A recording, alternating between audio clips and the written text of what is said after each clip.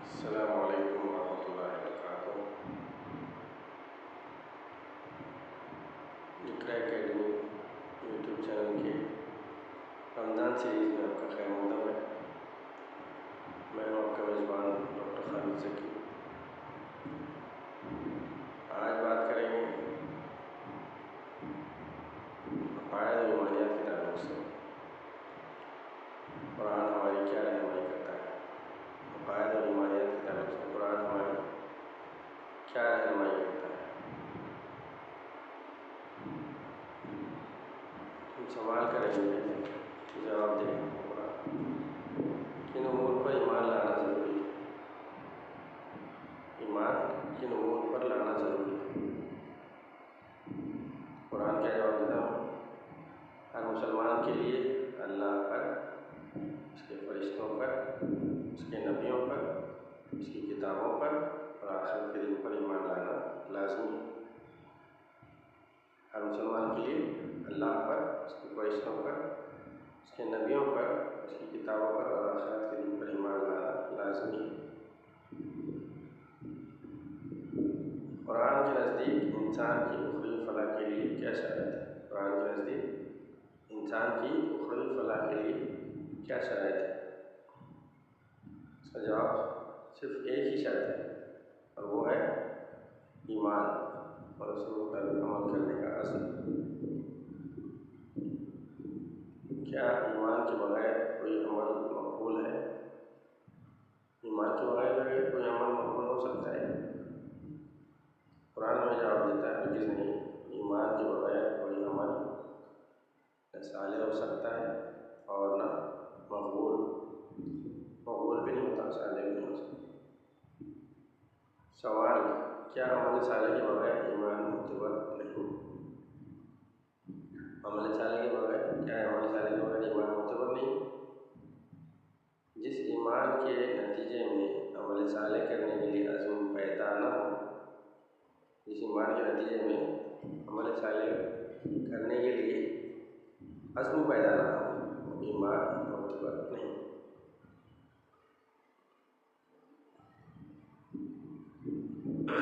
اس کے آگے ایک سوال ہے، بہت اہم سوال۔ کیا ایمان گھٹتا اور بڑھتا رہتا ہے؟ کیا ایمان گھٹتا اور بڑھتا رہتا ہے؟ جواب: جی ہاں، ایمان کی کیفیت کم و بیش ہوتی رہتی ہے۔ ایمان کی کیفیت کم و بیش ہوتی رہتی ہے۔ کیا حالت نزا میں توبہ اور ایمان مقبول ہے؟ نزا کی حالت میں اگر کوئی توبہ کرے، لیکن سکرات کی حالت میں، کیا وہ توبہ قبول ہوگی؟ جواب دیتا ہے قرآن: جی نہیں، نزا کی حالت میں کوئی توبہ قبول نہیں ہوتی۔ ایمانیات کے چیپٹر میں سب سے اہم چیپٹر جو ہے وہ توحید ہے۔ اللہ کی وحدانیت، اللہ کو یکتا ماننا، اس کو کسی کو شریک نہ کرنا، یہ بہت اہم ہے۔ عقائد ایمانیات کا جز ہے، اسلام کی بنیاد ہے۔ تو اس تعلق سے بھی ہم کچھ بات کر لیتے ہیں، قرآن سے سوالات کر لیتے ہیں۔ اس میں توحید کے تعلق سے سب سے پہلا سوال ہے کہ اللہ کون ہے؟ اللہ کون ہے؟ قرآن میں جواب دیتا ہے کہ اللہ اس ہستی کا نام ہے، اس ہستی کا ذاتی نام ہے جس نے اس کائنات کو پیدا کیا۔ اللہ اس ہستی کا ذاتی نام ہے جس نے اس کائنات کو پیدا کیا۔ اللہ ایک ہے اور ہر عیب اور نقص سے پاک ہے۔ اللہ ایک ہے، وہ ہر عیب اور نقص سے پاک ہے، وہ ہر خوبی و کمال سے متصف ہے۔ وہ زندہ ہے، سننے والا اور دیکھنے والا ہے، صاحب ارادہ ہے، وہی رزق دیتا ہے، وہی ہدایت دیتا ہے، وہ ہر چیز کا مالک ہے، پروردگار ہے، حاکم مطلق ہے۔ حاکم مطلق اقتدار اعلیٰ اسی کا ہے، وہ قدرت والا ہے، بے انتہا رحمت والا ہے، عبادت کے لائق وہی ہے اللہ۔ وہ حکیم اور زبردست ہے، وہ امن و سلامتی دینے والا ہے، وہ حفاظت کرنے والا ہے، وہ معاف کرنے والا، درگزر کرنے والا ہے، وہ باریک بین ہے، وہ حلیم ہے، وہ عظیم ہے، وہ عدم سے وجود میں لانے والا ہے، وہ مصور ہے، وہ بزرگ ہے، وہ ظاہر ہے، وہ باطن ہے، وہ غنی ہے، مہربان ہے، مددگار ہے، وہ نور ہے، جبار ہے، قہار ہے، وہ ہر شے پر محیط ہے، وہ حساب لینے والا ہے، وہ قریب ہے، محبت کرنے والا ہے، بلند و مرتبہ ہے، وہ توبہ قبول کرنے والا ہے، وہ صاحب جلال و جبروت ہے، اس کائنات کو وہی چلا رہا ہے، وہ نہ تو یہ کائنات درم وہ اس کائنات کو وہی چلا رہا ہے، خیر و شر اور نفع نقصان اسی کے ہاتھ میں ہے، وہ ہر جگہ موجود ہے، وہ زمین و آسمان کی ہر چھپی اور ظاہر چیز کو جانتا ہے، وہ ہر حرکت سے باخبر ہے، ہر کوئی اس کا محتاج ہے، وہ سب سے بے نیاز ہے، وہ دعاؤں کو سنتا اور قبول کرتا ہے، بے شک فریاد رس وہی ہے، اسی سے ڈرنا چاہیے، اسی کو پکارنا چاہیے، پناہ اسی کی مانگنی چاہیے، امیدیں اسی سے وابستہ کرنی چاہیے، اسی سے محبت کرنی چاہیے، اسی کا ذکر و شکر کرنا چاہیے، زندگی اور موت اسی کے اختیار میں ہے، اولاد وہی دیتا ہے، وہ ہمیشہ سے موجود ہے اور ہمیشہ باقی رہنے والا ہے، وہ کسی کا باپ نہیں ہے، نہ وہ کسی کا بیٹا ہے، اس کا کسی سے ذات برادری کا کوئی رشتہ نہیں، وہ سب سے بڑا ہے، بے شک اس کا کوئی شریک نہیں، وہ بھی بے مثال ہے۔ اللہ تعالیٰ کی یہ خوبیاں ہیں قرآن بیان کرتا ہے۔ اللہ بے شک اللہ کی صفات۔ اس کے آگے ایک سوال آتا ہے کہ ایک مومن کا محبوب حقیقی کون ہونا چاہیے؟ ایک مومن کا محبوب حقیقی کون ہونا چاہیے؟ تو جواب اس کا قرآن دیتا ہے کہ ایک مومن کا محبوب حقیقی صرف اللہ تعالیٰ ہونا چاہیے۔ کون ہونا چاہیے؟ صرف اللہ تعالیٰ۔ قرآن نے کس نام کو سب سے زیادہ بیان کیا؟ قرآن نے اللہ تعالیٰ کے کس نام کو سب سے زیادہ بیان کیا؟ اللہ تعالیٰ کے ذاتی نام کو یعنی اللہ کو قرآن نے 2700 سے زیادہ مرتبہ بیان کیا۔ اللہ کو قرآن نے 2700 مرتبہ بیان کیا ہے۔ قرآن نے اللہ تعالیٰ کی کس صفت کا سب سے زیادہ تذکرہ کیا؟ نام میں اللہ جو ہے 2700 مرتبہ یوز ہوا، اور صفت اللہ کی صفاتی نام میں سے سب سے زیادہ صفت ربوبیت کا ذکر کیا اللہ تعالیٰ نے، جسے قرآن نے 900 سے زیادہ مرتبہ بیان کیا ہے۔ کتنی مرتبہ؟ 900 سے زیادہ۔ قرآن نے کس صفت الہیہ کی انتہائی کثرت و وسعت بیان کی ہے؟ قرآن نے کس صفت الہیہ کی کثرت و وسعت بیان کی ہے؟ اللہ تعالیٰ کی صفت رحمت کو کثرت و وسعت بیان کی ہے قرآن نے۔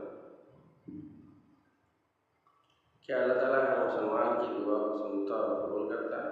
سوال کیا ہے؟ کیا اللہ تعالیٰ ہر مسلمان کی دعا کو سنتا اور قبول کرتا ہے؟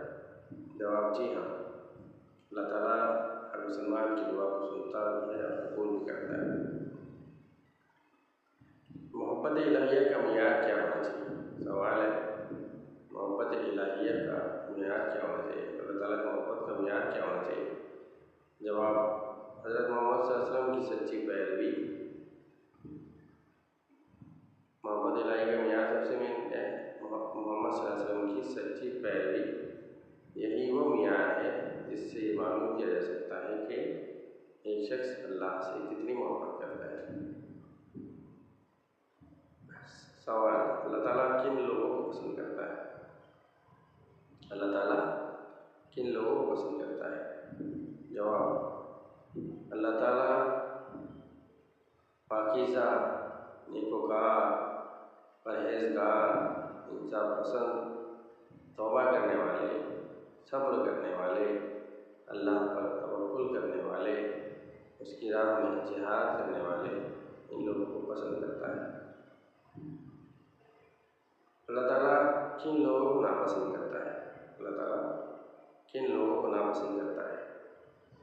اللہ تعالیٰ کو کافر، ظالم، بددیانت، فتنہ و فساد پھیلانے والے، فضول خرچی کرنے والے، تکبر کرنے والے، ان لوگوں کو ناپسند کرتا ہے۔ سوال: کیا علم غیب صرف اللہ تعالیٰ کو معلوم ہے؟ کیا علم غیب صرف اللہ تعالیٰ ہی کو معلوم ہے؟ سورہ مائدہ میں اللہ تعالیٰ فرماتا ہے، سورہ مائدہ ہے، سورہ نمل ہے، سورہ الانعام ہے، زمر میں ہے، اللہ تعالیٰ فرماتا ہے جی ہاں، علم غیب صرف اللہ تعالیٰ کو ہی معلوم ہے۔ سوال: مخلوق الہی کو کتنی قدرت حاصل ہے؟ مخلوق الہی کو کتنی قدرت حاصل ہے؟ جواب: مخلوق الہی کو کوئی بھی قدرت حاصل نہیں، کچھ بھی نہیں۔ اگر تمام مخلوق مل کر ایک مکھی بھی پیدا کرنا چاہے تو نہیں کر سکتی، مکھی پیدا کرنا چاہے تو نہیں کر سکتی۔ سورہ حج میں اللہ فرماتا ہے۔ کیا قرآن شرک کے خلاف ہے؟ جواب: جی ہاں، قرآن جو ہے شرک کے خلاف قرآن میں بہت زیادہ اللہ کی ذات و صفات میں اس کا کوئی شریک نہیں، وہ وحدہ لا شریک ہے۔ سورہ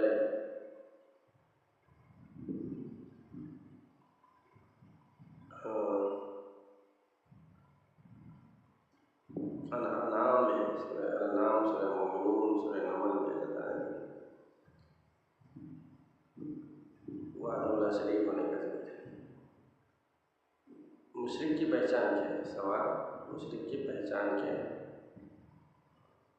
جواب: ایک مشرک شخص کی پہچان یہ ہے کہ جب اس کے سامنے اللہ کی توحید بیان کی جائے تو اس کے دل میں تنگی اور انکباس پیدا ہو، اور جب اس کے سامنے اللہ کے علاوہ دوسرے لوگوں کا تذکرہ کیا جائے، دوسرے معبودوں کا، تو وہ خوشی محسوس کرے۔ جو مشرک کی عرب ہے۔ کیا مشرکین عرب بھی اللہ کو مانتے تھے؟ سوال: کیا مشرکین عرب بھی اللہ کو مانتے تھے؟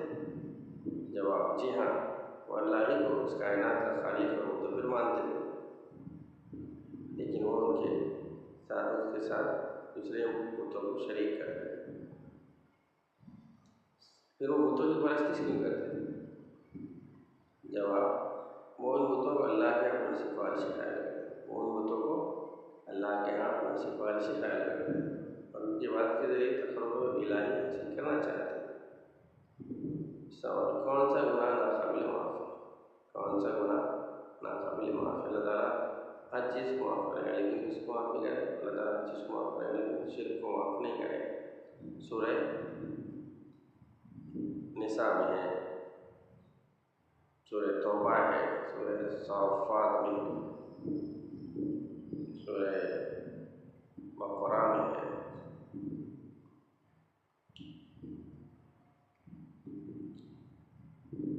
کیا کسی مشرک کے لیے بخشش کی طلب کی جا سکتی ہے؟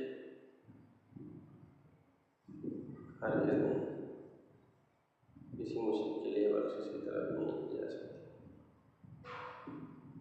آخر دعوانا الحمدللہ رب العالمین۔ آج کے لیے بس اتنا ہے۔ میں نے فرمایا کہ ذکر ہو، نصیحت ہو، کوئی بھی چیز ہو، وہ جو ہے مختصر ہونا چاہیے۔ اس لیے امید ہے کہ آپ کو یہ چیز پسند آئے گی۔ اس میں کوئی سوال ہو تو آپ جو ہے کمنٹ میں پوچھ سکتے ہیں۔